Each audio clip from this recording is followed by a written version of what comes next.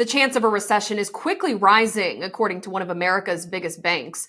Goldman Sachs says the probability of a U.S. recession in the next 12 months is now at 35%. That's after pegging the likelihood at 20% less than a month ago. The bank says its recession projection increase reflects their lower growth baseline, the sharp recent deterioration of household and business confidence, and statements from White House officials indicating greater willingness to tolerate near-term economic weakness in pursuit of their policies. The White House messaging on a possible downturn was somewhat sporadic in March. There's going to be no recession in America. Are you expecting a recession this year? I hate to predict things like that. There is a period of transition because what we're doing is very big. We're bringing wealth back to America. That's a big thing.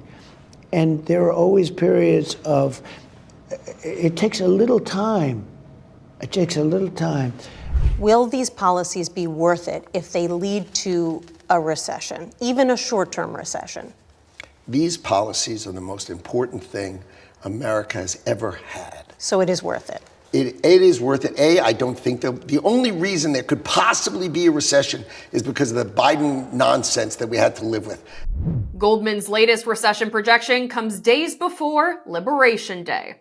We have Liberation Day, as you know, on April 2nd. Many countries have taken advantage of us, the likes of which nobody even thought was possible for many, many decades, And, that has to stop. Wednesday's Liberation Day is when President Donald Trump plans to roll out the latest round of tariffs.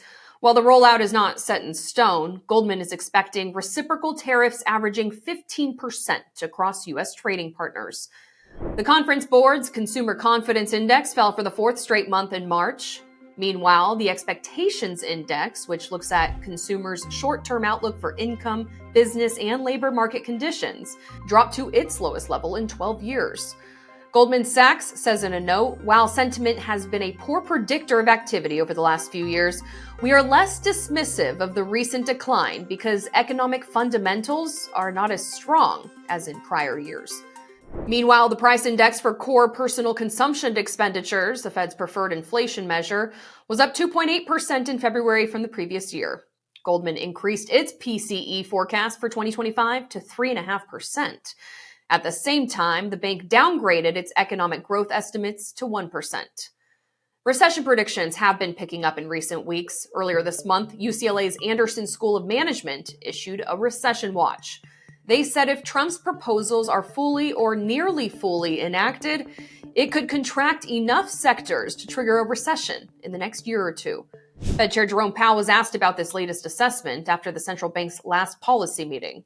If you look at outside forecasts, forecasters have generally raised, a number of them have raised their possibility of a recession somewhat, but still at relatively moderate levels, still in the region of the traditional, because they were extremely low. If you go back 2 months, people were saying that the likelihood of a recession was extremely low. So has moved up, but it's not high.